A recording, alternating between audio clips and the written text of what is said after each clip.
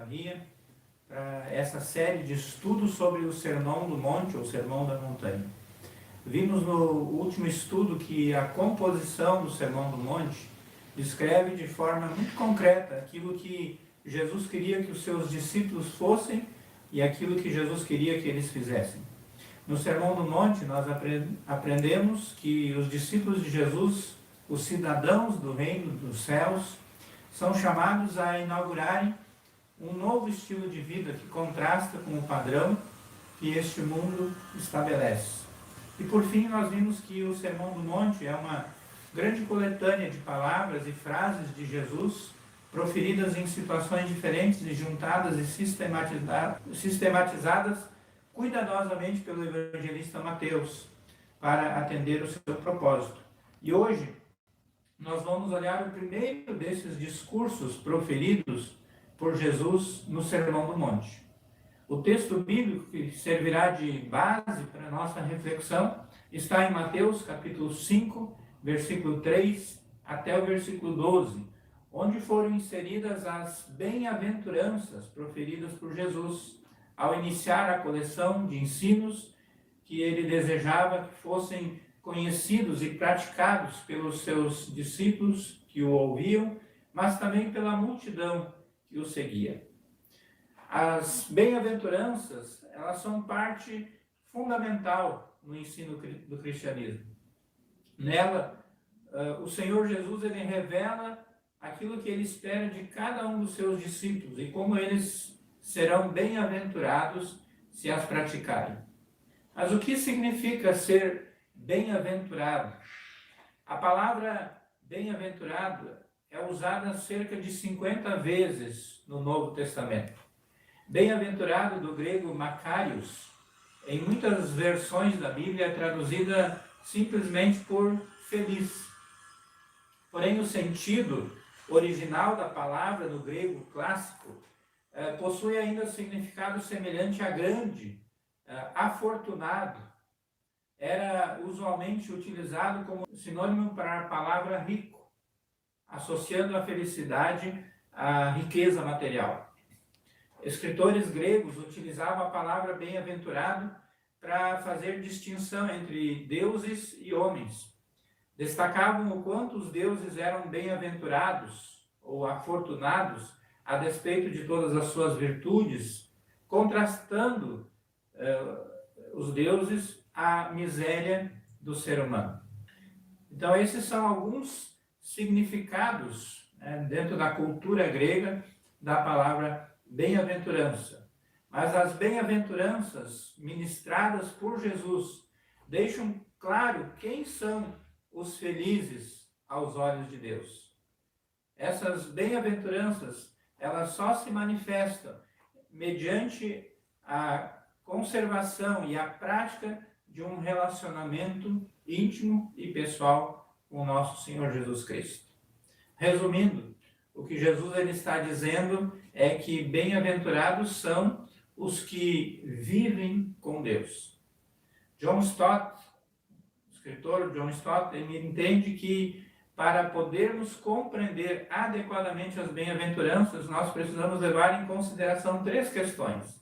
A primeira fala das pessoas que ouviram os ensinamentos de Jesus, ou seja, os discípulos, que foram os primeiros ouvintes.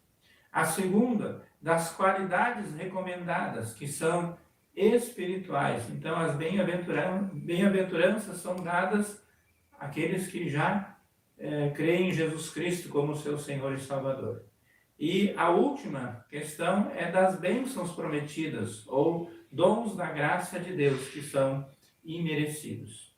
Por fim, convém lembrar que aquilo que Jesus destacou como sendo geradores de bem-aventurança, ou seja, de felicidade, são características, então, das pessoas que já confessam Jesus Cristo como seu Senhor e Salvador pessoal, e que, por isso, possuem uma nova natureza.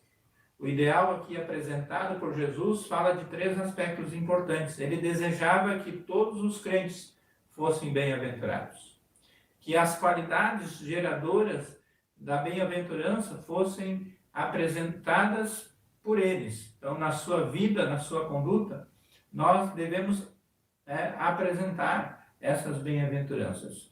E que soubessem que não poderiam ser alcançadas a partir das tendências naturais do ser humano, mas sim pela graça de Deus. Dito isso, vamos então às bem-aventuranças. São ao todo 8 bem-aventuranças. E na sala de hoje nós vamos analisar cada uma delas. A primeira bem-aventurança nós encontramos em Mateus capítulo 5, versículo 3. Diz ali: bem-aventurados os humildes de espírito, porque deles é o reino dos céus. Ser humilde de espírito é a base para todas as outras virtudes. A primeira bem-aventurança é o primeiro degrau da escada. Mas precisamos entender o que é ser humilde, ou o que ser humilde de espírito não significa. E eu queria primeiro falar disso para você. Ser humilde de espírito não significa pobreza financeira. A pobreza em si não é um bem, como a riqueza em si não é um mal. Uma pessoa pode ser pobre financeiramente e não ser pobre de espírito. Existem ricos humildes e pobres orgulhosos, e vice-versa. Então, o que significa ser humilde de espírito? Ser humilde de espírito é reconhecer a nossa total dependência de Deus. Ser humilde não de dinheiro, mas de espírito. Feliz é o homem que reconhece a sua total carência e coloca a sua confiança em Deus. Feliz é o homem que reconhece que o dinheiro, o poder e a força não significam nada, mas Deus sim significa tudo. O Salmo 34, 18 diz: perto está o Senhor dos que têm o coração quebrantado e salva os de espírito oprimido. Conforme C.S. Lewis, a verdadeira humildade não é pensar menos de nós mesmos, mas pensar menos em nós mesmos. Ninguém pode adentrar o reino dos céus se não for humilde de espírito, ou seja, aqui está a característica fundamental do crente: um esvaziamento da confiança em si mesmo, a humildade de reconhecer que sem Deus ele é incapaz de caminhar um passo sequer, e logo vemos que a condição ela atinge ricos e pobres. Um homem ou uma mulher pobre não está mais perto do reino de Deus do que um homem ou uma mulher rica. O que está em foco aqui é a atitude da pessoa para consigo mesmo. O Senhor Jesus ele jamais se utilizou de ostentação. Suas atitudes elas nunca foram confundidas com uma soberba. Ao contrário, sendo Rei dos Reis, sendo o Senhor dos Senhores, ele nasceu em uma manjedoura, em um coxo de uma estrebaria. Foi criado por uma família humilde e lavou os pés dos seus discípulos, entre outras coisas. Assim, Jesus ele espera que os seus discípulos, os cidadãos do reino, sejam humildes, que sejam assim como ele foi, que possuam um espírito livre de toda luxúria, de toda ostentação e da ganância desse mundo, para se tornarem realmente humildes, assim como Jesus. O apóstolo Paulo diz: tendes em vós o mesmo sentimento que houve em Cristo Jesus. A segunda bem-aventurança nós encontramos em Mateus capítulo 5, versículo 4. Bem-aventurados os que choram, porque serão consolados. Choramos de tristeza, choramos de saudade, choramos de alegria, muitas vezes choramos também de raiva. Quando somos crianças, principalmente bebês, o choro ele representa todas as nossas vontades, a fome, os cuidados ou qualquer outra coisa que aquela criança esteja sentindo. Já quando nós crescemos e viramos adultos, cada vez mais nós choramos menos. Isso porque muitas vezes os adultos têm uma dificuldade imensa de demonstrar suas emoções, principalmente em frente de outra pessoa. Costuma-se dizer que homem não chora, ou engole esse choro. Num velório, muitas vezes a gente ouve alguém tentando consolar, dizendo: não chore. Guardar o choro pode ser prejudicial à saúde, tanto emocional, como física, como espiritual do indivíduo. O que os olhos não choram, o corpo sente. Então nós precisamos colocar para fora os nossos sentimentos. Mas o fato é que o choro, então, ele é algo saudável e deve fazer parte da vida de todo ser humano. Jesus chorou a entrada do sepulcro de Lázaro. Para Jesus, são felizes os que choram em espírito, porque compreende que, ao contemplar as suas ações, se sentem impotentes para corrigir o rumo das suas vidas. Mais uma vez, essa bem-aventurança ela não se refere à tristeza particular, causada por motivos pessoais. É uma tristeza voltada para o pecado. Essa bem-aventurança ela está diretamente ligada à primeira. Apenas pessoas humildes podem lamentar pelo seu próprio pecado e pelo pecado alheio.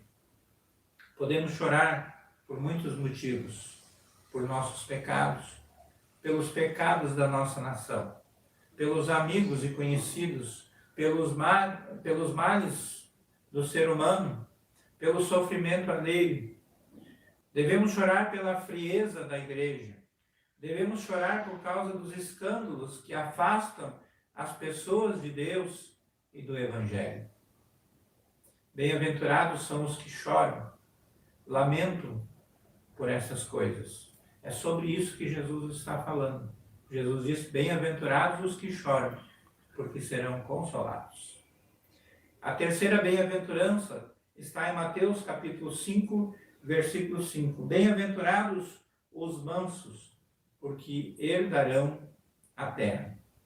Esta bem-aventurança também está na contramão dos valores do mundo.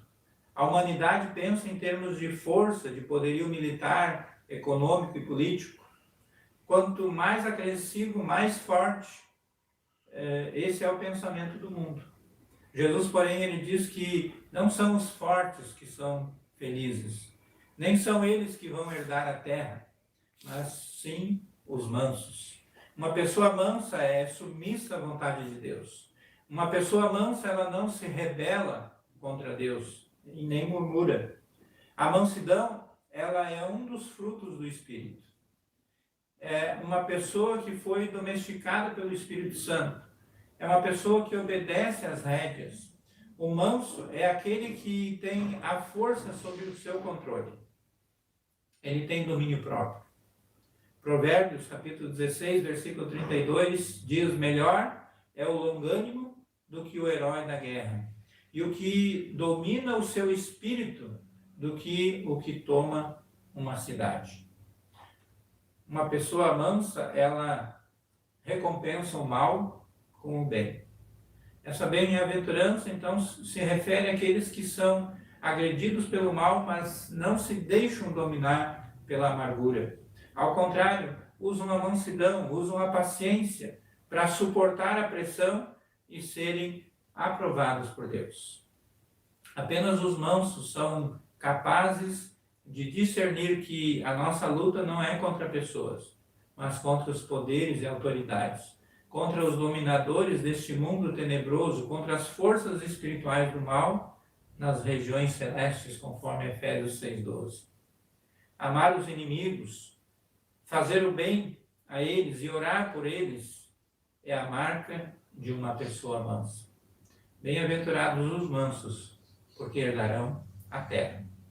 A quarta bem-aventurança está em Mateus, capítulo 5, versículo 6. Bem-aventurados os que têm fome e sede de justiça, porque serão fartos.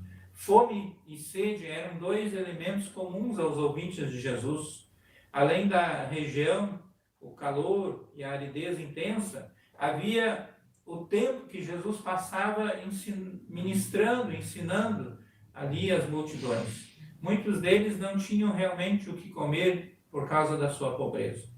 A fome ela é tão forte que, dependendo da intensidade, ela se torna em dor, além de outras consequências. A pior das consequências da fome é quando a fome extrapola todos os seus limites, levando o indivíduo à morte.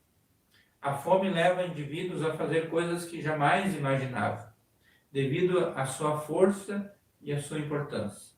E é exatamente essa força e essa importância que o Senhor Jesus ele deseja que nós tenhamos em relação à justiça. Aqueles que têm fome e sede de justiça serão saciados pelo Senhor.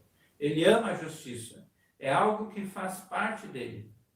Dr. Martin Lee Jones enxerga nesse versículo uma das mais extraordinárias declarações do Evangelho cristão, a carta magna de toda a alma anelante, daqueles que se sentem infelizes com relação a si mesmos, no tocante ao seu estado espiritual, dos que anseiam por uma nova ordem e uma nova qualidade de vida. Aqui está o Evangelho. Não nos compete ter fome e sede de experiências e de bênçãos espirituais. Pelo contrário, nós precisamos ter fome e sede de justiça. Ter fome e sede de justiça significa anelar por ser livre do pecado, porque o pecado nos separa de Deus. Significa mais, querer ser livre do próprio desejo de pecar, ou seja, do próprio eu. Então, ter fome e sede de justiça é o desejo do homem de ser santo. Quinta bem-aventurança, Mateus capítulo 5, versículo 7.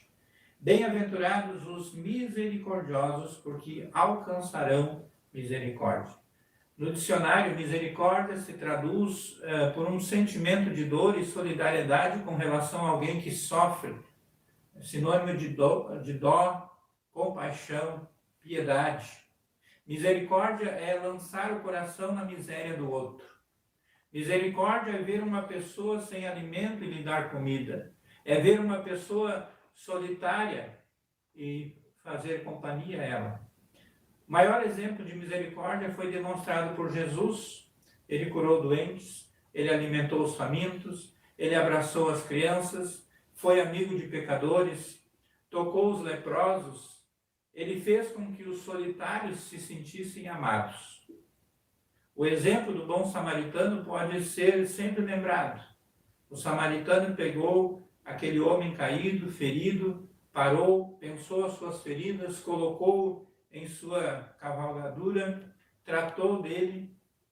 Isso sim é misericórdia.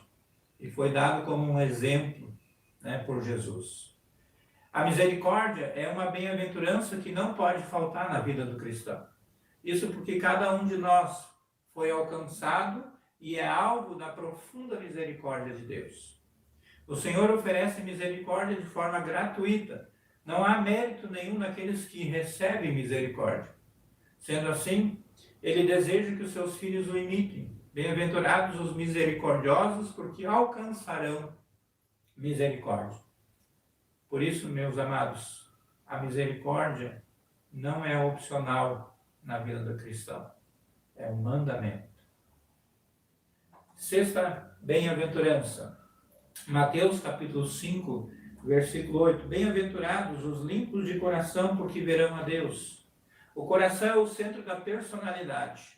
Inclui a mente, a vontade e as emoções. Os que são bem-aventurados são aqueles que possuem uma mente alimentada, não pela malícia do mundo, mas pela pureza no seu coração. Essa pureza tem correspondência com a singeleza de coração, ou seja, todas as coisas estão visíveis, nada está escondido. A pureza do coração não é uma pureza de aparência. Jesus ele condenou a hipocrisia dos fariseus que mantinham uma santidade exterior, mas eram impuros por dentro. Jesus chama eles de sepulcros caiados. Jamais poderemos julgar alguém pela sua aparência ou pela sua roupa, mas sim pelo seu coração. O coração limpo é o coração que está destituído de contaminação, sem mácula, puro, íntegro. Talvez você lembre daquela canção infantil, o sabão lava o meu rostinho, lava o meu pezinho, lava minhas mãos, mas Jesus, para me deixar limpinho, quer lavar meu coração. Então, Jesus, ele quer lavar o nosso coração. O que precisa ser limpo é o nosso coração. A promessa de Jesus para as pessoas que se mantiverem mentalmente puras é a de que eles verão a Deus. Isso significa uma maior compreensão de Deus ainda nessa vida e, por fim, vê-lo face a face, conhecê-lo como ele é. Sétima bem-aventurança, Mateus capítulo 5, versículo 9. Bem-aventurados os pacificadores, porque serão chamados filhos de Deus. Essa bem-aventurança faz menção das pessoas que promovem ativamente a paz, que lutam pela paz, que procuram estabelecer a paz entre os seus maiores inimigos. Deus nunca nos chamou para a divisão ou contendas. Ele nos chamou à paz. Assim como Jesus, devemos levar a paz. Jesus, ele é o príncipe da paz. Quando Jesus nasceu, os anjos cantaram: glória a Deus nas maiores alturas e paz na terra entre os homens a quem ele quer bem. Jesus deixou o mundo como um legado de paz. João capítulo 14, versículo 27 diz: deixo-vos a paz, a minha paz vos dou. Não vou lá dou como o mundo a dá. Ele ordena: tende paz uns com os outros. Paulo também diz em Romanos 12, 18, se possível, quanto depender de vós, tende paz com todos os homens. Os pacificadores são abençoados porque são completamente diferentes das outras pessoas, justamente porque são filhos de Deus. Somente um homem dotado de coração limpo pode ser um pacificador. E mais, para ser um pacificador, é essencial encarar a si mesmo de um modo completamente novo. Antes que possa ser pacificador, terá que estar liberto do próprio eu, de interesses próprios e da preocupação consigo mesmo. Foi isso que Jesus fez. Oitava bem-aventurança, Mateus capítulo 5, versículos 10 a 12. Bem-aventurados os perseguidos por causa da justiça, porque deles é o reino de Deus. Bem-aventurados sois quando por minha causa vos injuriarem e vos perseguirem e mentindo disserem todo mal contra vós. Regozijai-vos e exultai, porque é grande o vosso galardão nos céus.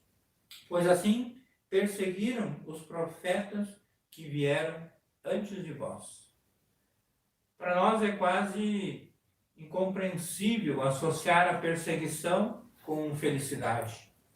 Esse é um grande paradoxo, uma grande contradição. Mas Jesus, ele termina as bem-aventuranças dizendo-nos que o mais elevado grau de felicidade está ligado à perseguição.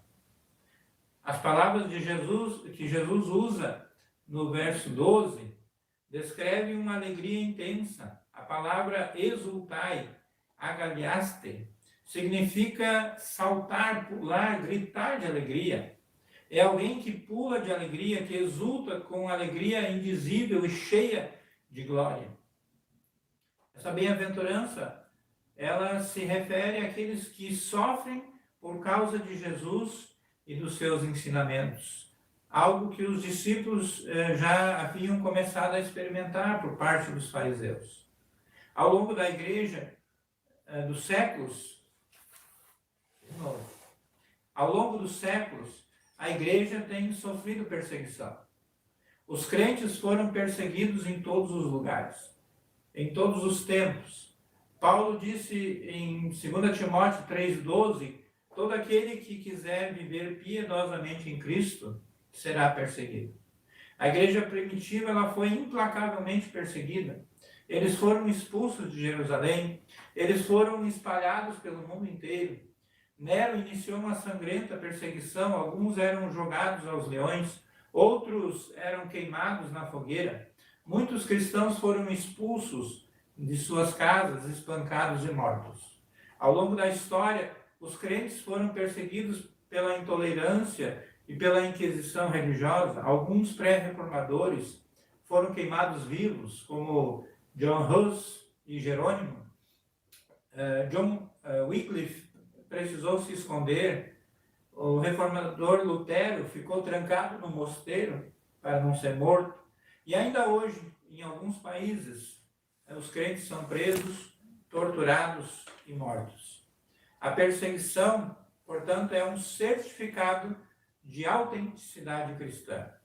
Quando você estiver sendo perseguido por causa da justiça e por causa de Cristo, saiba que você não está sozinho nessa arena, nem nessa fornalha. Atrás de você marchou um glorioso exército de profetas de Deus, pois assim perseguiram os profetas que viveram antes de vós. Se somos perseguidos hoje, pertencemos a essa nobre sucessão. Mas que ninguém se iluda, pensando que o fato de alguém estar sendo perseguido por ser cristão o insere nessas palavras de Jesus. Jesus não disse: bem-aventurados os perseguidos por atitudes erradas, dignas de objeção, e nem por aqueles que estão enfrentando dificuldades, por serem insensatos na maneira de testemunhar, ou porque são fanáticos. Nós devemos considerar, sim, um motivo de grande alegria padecer por qualquer motivo, desde que seja da forma correta, por amor ao Senhor e à sua palavra. O que Ele fez por nós na cruz do Calvário não tem preço. Versículo 12, o Senhor Jesus diz: regozijai-vos e exultai, porque é grande o vosso galardão nos céus. Os perseguidos por causa da justiça recebem o reino dos céus.